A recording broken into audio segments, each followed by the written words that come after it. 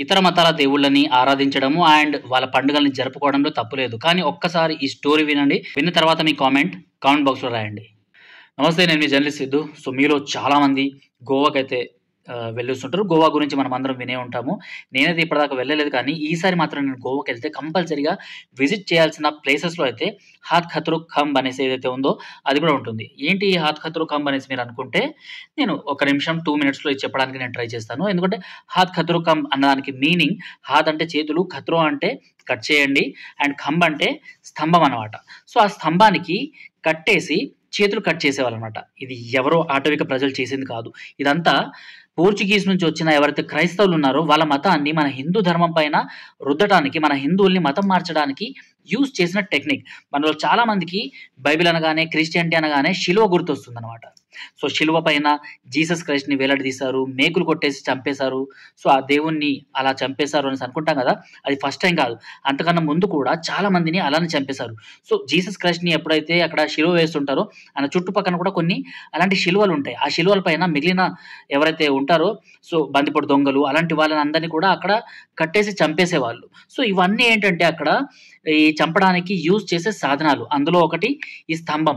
ఇదే స్తంభాన్ని పోర్చుగీస్ వాళ్ళు 14వ శతాబ్దంలో మన భారతదేశం పైన దండయాత్ర చేయడానికి వచ్చినప్పుడు, దండయాత్ర కూడా అనలేము. ఎందుకంటే వాళ్ళు బందిపోటు దొంగల్లాగా మన భారతదేశానికి వచ్చినప్పుడు మొదటగా ల్యాండ్ అయింది ఈ పోర్చుగీస్ వాళ్ళు ఇక్కడ గోవాలో అనమాట.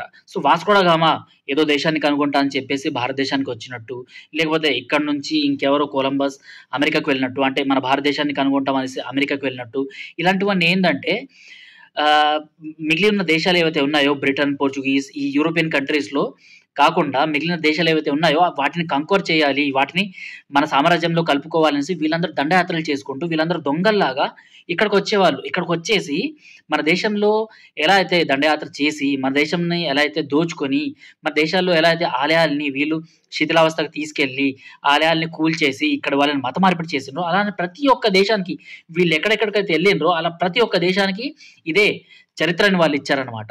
సో, అమెరికా తీసుకున్నా కూడా అమెరికాలో నేటివ్ ఇండియన్స్ ఇంతకుముందు ఉండేవాళ్ళు. ఆ నేటివ్ ఇండియన్స్ అన్నవాళ్ళు ఇప్పుడు మొత్తం మైనస్‌కి చేరిపోయి, ఏదో 5%, 10%కో ఎళ్ళిపోయి, మిగిలిన వాళ్ళందరూ కూడా క్రైస్తవులు ఇప్పుడు మనకు కనిపిస్తారక్కడ.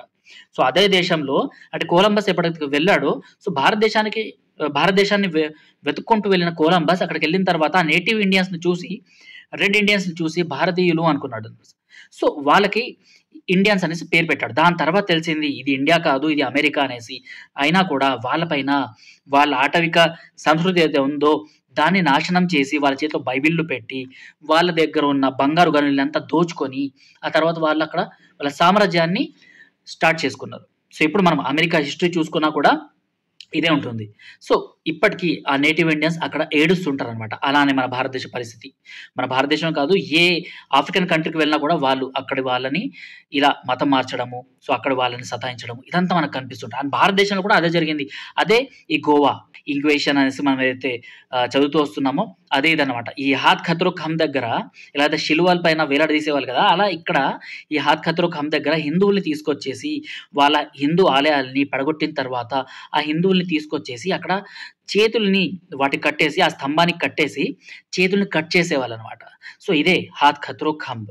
సో, అది ఇప్పటికి మనకు గోవాలో కనిపిస్తుంది. సో, గోవాలోని పంజిమ్‌లో ఏదైతే అక్కడి రాజధాని ఉందో, ఆ రాజధానికి మీరు వెళ్ళినప్పుడు అక్కడ మీకు కనిపిస్తుంది. ఒక ఫ్లైఓవర్ కింద అయితే ఇది ఉంటుంది. మీరు గూగుల్ మ్యాప్‌లో కూడా దీన్ని అక్కడ సెర్చ్ చేసి చూడవచ్చు అనేసైతే అక్కడ చాలామంది చెప్పుకొనొస్తారు. అండ్ దాన్ని కాపాడుకుంటూ వస్తున్నారు గోవా వాళ్ళు. ఎందుకంటే చాలా మంది కన్వర్ట్ అయినా కూడా, అంటే ఇలాంటి పోర్చుగీస్ వాళ్ళు అండ్ ఈ క్రైస్తవులు వీళ్ళందరూ వచ్చేసి కన్వర్ట్ చేసిన తర్వాత కూడా మాక్సిమం అక్కడ చాలామంది ఎవరైతే హిందువులు అలానే మిగిలిపోయారో వాళ్ళు ఇప్పటికి దాన్ని స్తంభాన్ని కాపాడుకుంటూ వస్తున్నారనమాట. ఈసారి మీరు గోవాకెళ్ళినప్పుడు దీన్ని మాత్రం కంపల్సరీగా దర్శించుకోండి. ఎందుకంటే ఇలాంటి వాళ్ళు కాపాడడం వల్లే మన సంస్కృతి, మన ఆలయాలు ఇప్పటికి గోవాలో అక్కడ శిథిలావస్థకు చేరకుండా అలానే మిగిలిపోయాయన్నమాట. సో, వాళ్ళకి మనం రెస్పెక్ట్ ఇవ్వాల్సిన అవసరం అయితే ఉంది. అండ్ ఇదే పరిస్థితి ఇప్పుడు మనకి ఏర్పడింది.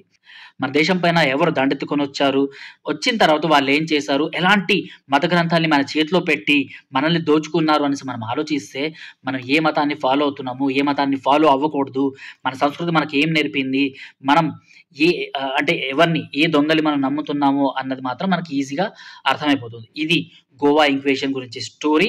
తెలియని వాళ్ళుంటే సో, ఈ స్టోరీ గురించి మీరు గూగుల్ చేయొచ్చు. నేనేదైతే మాట్లాడుతున్నానో సరే, సిద్ధు హిందుత్వం గురించి మాట్లాడుతుంటాడు. హిందూ ధర్మం గురించే మాట్లాడుతుంటాడు. సో, ఉన్నవి, లేనివి ఇలాంటివి చెప్పుకొనొస్తూ అనుకోని సెర్చ్ చేయండి. సెర్చ్ చేస్తే మీకు యూట్యూబ్‌లో అయినా, లేకపోతే వికీపీడియాలో అయినా, లేకపోతే గూగుల్‌లో అయినా మీకిదంతా మీకు ఆన్సర్ ఈజీగా దొరికేస్తదనమాట. అండ్ తెలియని వాళ్ళకి ఈ వీడియోని షేర్ చేయండి. ఎందుకంటే చాలామంది ఇప్పటికి ఎవరైతే నేను ఈ పోర్చుగీస్ వాళ్ళ గురించి చెప్పాను గదా! ఆయన పేరొచ్చేసి సెయింట్ గ్జావియర్. అదే పేరు మీద చాలా యూనివర్సిటీస్ అండ్ చాలా స్కూల్స్ మన హైదరాబాద్‌లో అండ్ మన భారతదేశ వ్యాప్తంగా ఉన్నాయన్నమాట. అంటే మన దేశం పైన దండెత్తుకొని వచ్చిన దొంగల పేర్లని మనం ఇప్పటికి వాడుకుంటున్నాము. సో, ఇది కదా!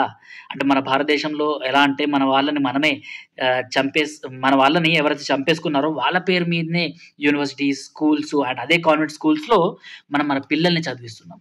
ఇంతకన్నా సిగ్గుచేటు ఇంకేమైనా ఉంటుందా? సో, ఇదే గోవాలో ఉన్న ఏదైతే 'హాత్ ఖత్రో కా హమ్' అనేసి నేను ఇందాక చెప్పాను గదా! ఇదే ఆ పిల్లర్. సో, ఇక్కడే ఈ పోర్చుగీస్ వాళ్ళొచ్చేసి మన భారతదేశం పైన దండయాత్ర చేస్తున్నప్పుడు సో, కనిపించిన వాళ్ళందరిని అంటే మన టెంపుల్స్‌ని కూల్చేసి ఇక్కడ దీన్ని కట్టేసి వేలాది మంది ఎవరైతే ఉన్నారో హిందువులు వాళ్ళందరినీ చేతులు కట్ చేశారు. ఈయనే ఆ సెయింట్ గ్జావియర్. సో, ఈయన చేసే ఏవైతే దాష్టుకాలున్నాయో వాటికి సాక్షే ఈ పిల్లర్ అనమాట. అండ్ ఇదే సెయింట్ గ్జావియర్ పేరు మీద ఎన్నో స్కూల్స్, కాలేజెస్ ఇప్పటికి ఉన్నాయి. అండ్ చాలామంది ఇవన్నీ తెలియక మన హిందువులే ఈ పండుగల్ని జరుపుకుంటారనమాట. పండుగలు జరుపుకోండి. కాకపోతే అసలు ఎవరి పేరు మీద జరుపుకుంటున్నామన్నది ఒక్కసారి తెలుసుకోండి.